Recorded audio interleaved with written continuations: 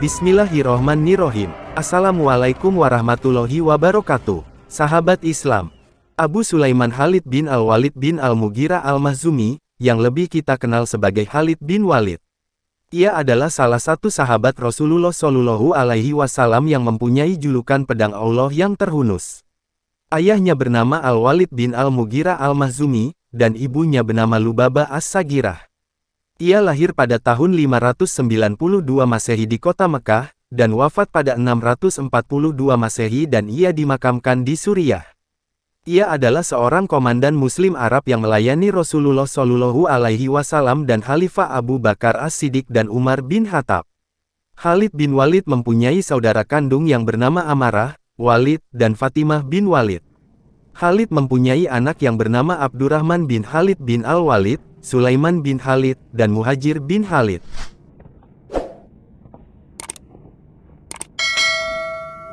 Khalid bin Walid memainkan peran militer utama dalam Perang Riddah melawan suku-suku pemberontak di Arabia pada tahun 632–633, penaklukan Persia oleh Muslim pada tahun 633–634 dan penaklukan Suriah oleh Muslim pada tahun 634–638. Khalid merupakan seorang prajurit berkuda dari suku Quraisy, Makhzum, yang sebelumnya dengan gigih menentang Rasulullah. Ia memainkan peran penting dalam mengalahkan pasukan Muslim di pertempuran Uhud pada tahun 625 Masehi. Pada saat Perang Uhud, Khalid bin Walid menjadi komando pasukan berkuda di pihak kaum kafir Quraisy, dan ia pun berhasil memukul mundur kaum Muslimin, terutama pada pasukan pemanah Rasulullah yang pada saat itu keinginannya untuk mengambil barang-barang serta perhiasan kaum kafir Quraisy yang pada saat itu sudah kalah dari kaum Muslimin. Setelah ia masuk Islam pada tahun 627 atau 629 Masehi, ia diangkat menjadi komandan oleh Rasulullah Shallallahu Alaihi Wasallam yang memberikan gelar Saifullah, pedang Allah kepadanya. Khalid mengkoordinir penarikan pasukan Muslim secara aman selama ekspedisi yang gagal ke Mu'tah melawan sekutu Arab dari Bizantium pada tahun 629 dan memimpin kontingen Badui dari tentara Muslim selama perebutan Mekah dan pertempuran Hunain pada sekitar tahun 630 Masehi.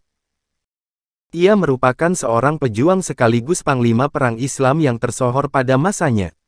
Ia tidak pernah kalah dalam setiap peperangan yang ia pimpin. Oleh sebab itu, Khalid menyandang gelar Saifullah al-Maslul, yang berarti pedang Allah yang terhunus. Ia memiliki banyak keistimewaan yang tidak dimiliki oleh panglima lainnya. Salah satu keistimewaan, ia berhasil menyatukan Arabia untuk pertama kalinya dalam sejarah. Bahkan, ia berhasil membentuk entitas politik yang bersatu, dan disebut sebagai kekhalifahan. Selain itu, Khalid bin Walid juga menjadi satu-satunya panglima tertinggi pada masa Rasulullah dan para penerusnya. Idenya yang cemerlang, dan taktik perangnya yang jitu, serta keperkasaannya yang tiada taraf, membuatnya menjadi sosok yang sangat hebat. Ia juga menjadi juru tulis Rasulullah, gelarnya adalah Abu Sulaiman. Ia merupakan anak dari pasangan Walid bin Mughirah dan Lubabah As-Sagirah binti Al-Harits bin Harb. Ayahnya berasal dari Bani Makhzum, salah satu marga terkemuka di kalangan suku Quraisy. Ia merupakan salah seorang pemimpin yang paling berkuasa di antara orang-orang Quraisy. Paman-pamannya juga tergolong sebagai kaum yang terpandang di Quraisy. Ayahnya memiliki kebun buah-buahan yang membentang dari Mekah sampai Taif. Berdasarkan silsilahnya, ia bersaudara dekat dengan Rasulullah. Karena Sayyidah Maimunah yang merupakan istri Rasulullah adalah bibinya dari pihak ibu. Sepak terjang Khalid bin Walid sebagai panglima perang Islam tidak diragukan lagi. Setiap perang yang dipimpin, ia selalu berhasil memperoleh kemenangan.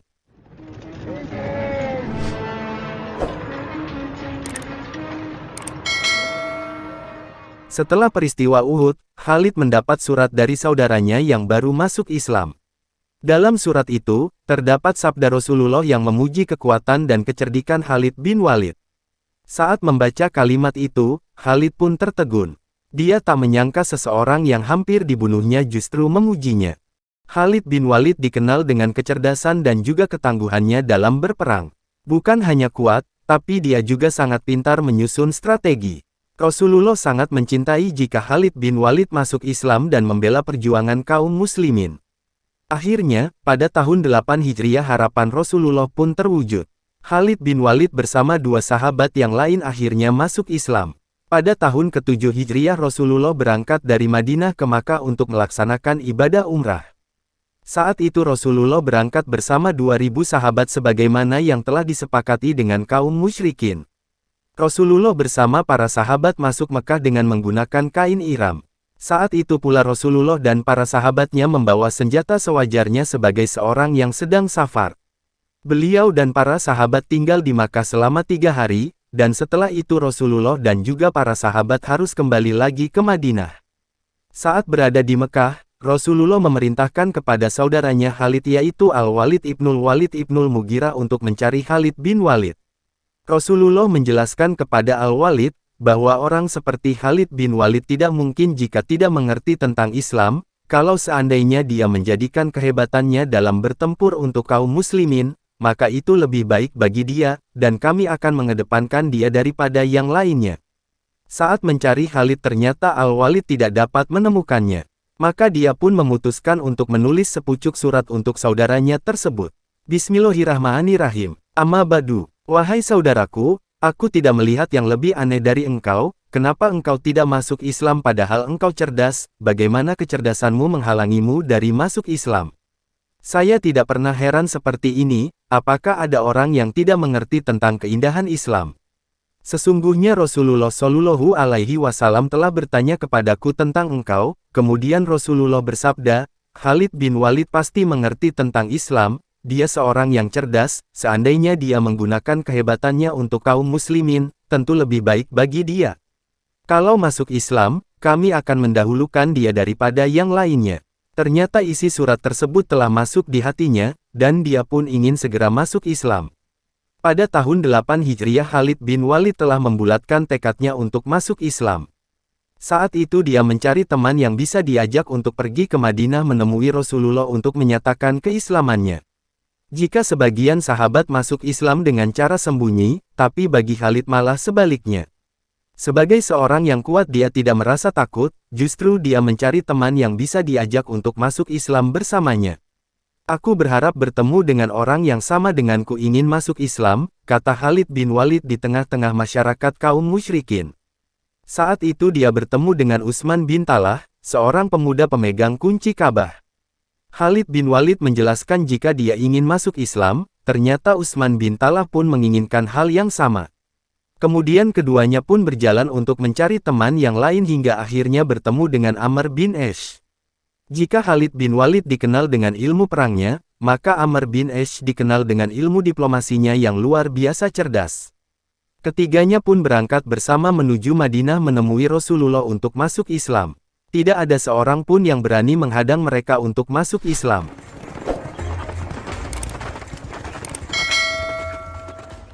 Akhirnya mereka bertiga bisa sampai di Madinah dan menemui Rasulullah dan menyatakan diri untuk masuk Islam.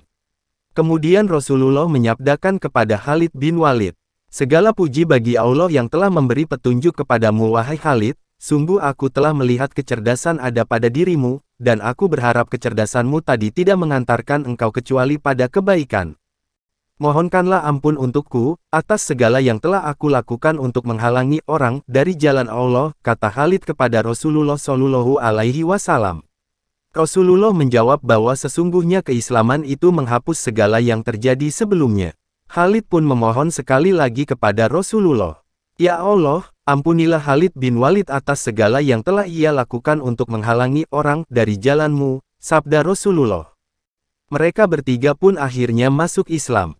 Keislaman ketiganya tersebut terjadi pada tahun ke-8 Hijriah, 2 bulan sebelum terjadi Perang Mu'tah di mana kaum muslimin berperang menghadapi bangsa Romawi. Setelah memeluk Islam, Khalid bergabung dengan pasukan Perang Mu'tah melawan pasukan Romawi dengan 200.000 prajurit. Saat itu, 3 panglima perang telah gugur.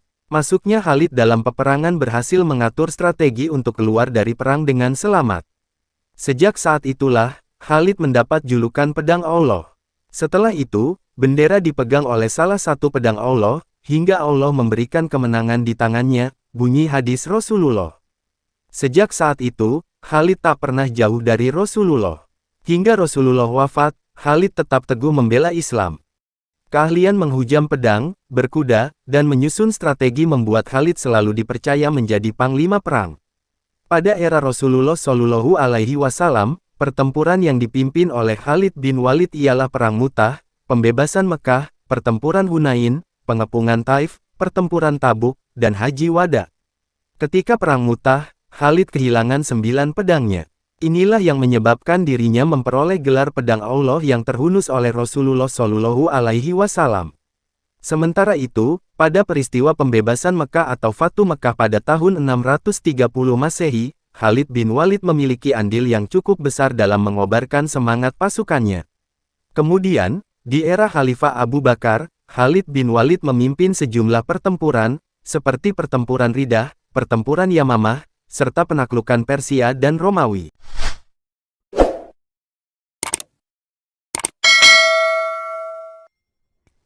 Sejak Rasulullah Shallallahu Alaihi Wasallam wafat, banyak kaum Muslim yang keluar dari Islam.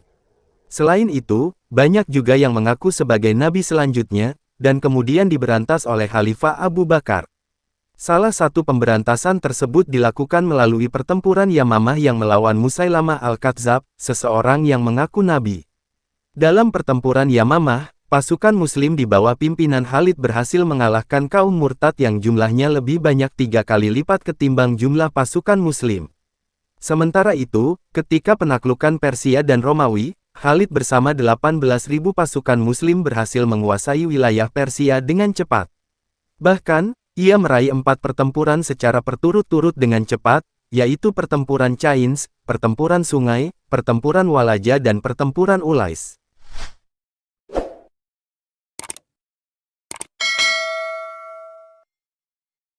Tak ada medan tempur yang dimenangkan tanpa kehadirannya, mulai dari Parsi, Irak, dan lain sebagainya.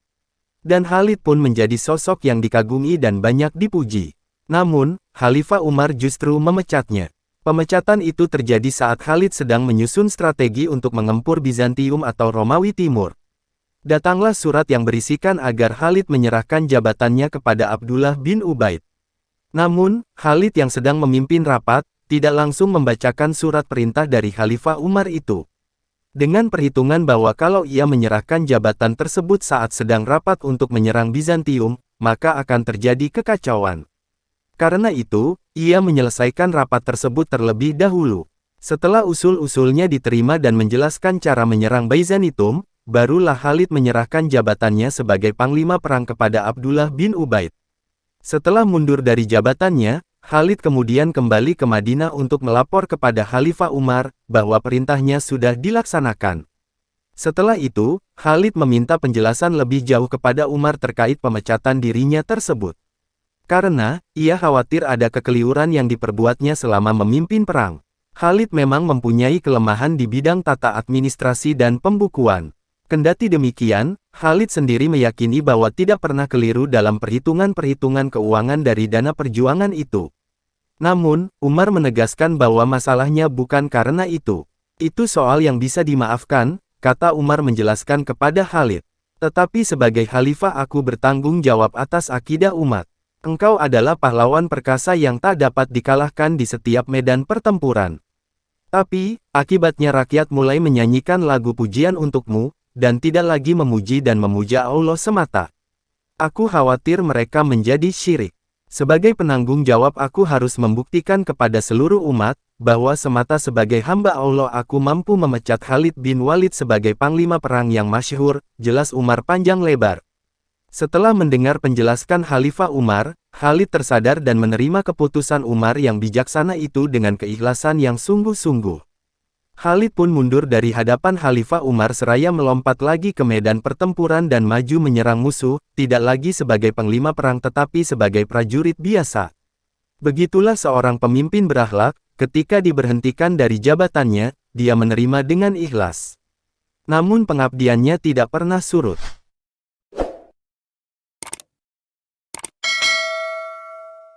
Khalid juga turut serta dalam perang Khaybar, Hunain, Fatu Mekah, dan perang-perang lainnya. Rasulullah Shallallahu Alaihi Wasallam pernah mengutusnya untuk menghancurkan berhala Uzza. Khalid pun meluluhlantakkan wibawa berhala itu di hadapan penyembahnya. Ia hancurkan Uzza. Setelah itu ia berkata, aku mengingkarimu. Kamu tidak maha suci. Sesungguhnya Allah telah menghinakanmu. Kemudian Khalid bakar Tuhan jahiliyah itu. Abu Bakar juga menjadikan Khalid pemimpin pasukan dalam peperangan melawan orang-orang murtad. Abu Bakar mengatakan, sebaik-baik hamba Allah dan saudara dekat adalah Khalid bin Al-Walid. Khalid bin Al-Walid pedang di antara pedang-pedangnya Allah, As-Sirah Al-Halabiyah oleh Al-Halab 3/212. Khalid mencatatkan sejarah yang begitu luar biasa dalam menghadapi negara adidaya, seperti Romawi di Syam dan Persia di Irak. Dan ia pula yang memerdekakan Damaskus. Panglima perang yang sibuk dengan jihadnya ini meriwayatkan 8 hadits dari Rasulullah. Saat kematian hendak menjemputnya, ia berkata, aku telah turut serta dalam 100 perang atau kurang lebih demikian. Tidak ada satu jengkal pun di tubuhku, kecuali terdapat bekas luka pukulan pedang, hujaman tombak, atau tusukan anak panah. Namun lihatlah aku sekarang, akan wafat di atas tempat tidurku. Maka janganlah mata ini terpejam wafat sebagaimana terpejamnya mata orang-orang penakut. Tidak ada suatu amalan yang paling aku harapkan daripada la ilaha illallah, dan aku terus menjaga kalimat tersebut tidak berbuat syirik.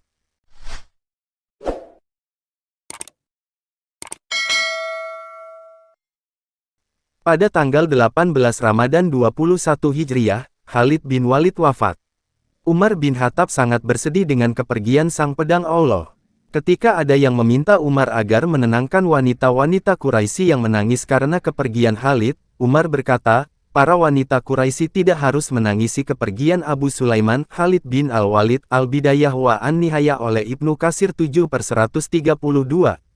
Setelah wafatnya, Khalid mendermakan senjata dan kuda tunggangannya untuk berjihad di jalan Allah, serta meninggalkan kopiah kesayangannya. Dulu, pada saat Perang Yarmuk, kopiah itu pernah terjatuh. Ia bersama orang-orang di sekitarnya bersusah payah berusaha menemukan kopiah Khalid bin Walid. Tentu beberapa orang beranggap hal tersebut aneh dan kemudian mencelanya. Dengan sorot matanya yang tajam Khalid berkata, di dalamnya terdapat beberapa helai rambut dari ubun-ubun Rasulullah. Aku merasa optimis dan berharap kemenangan dengan keberkahannya. Khalid bin Walid wafat pada usia 50 tahun, dan dimakamkan di Suriah, pada tahun 642 Masehi. Yang sekarang kita kenal sebagai Khalid bin Ibn Al-Walid Moskwe, Homs, Suriah. Demikian kisah tentang Khalid bin Walid yang mempunyai gelar pedang Allah yang terhubus. Wallahu alam bishawab. Wassalamualaikum warahmatullahi wabarakatuh.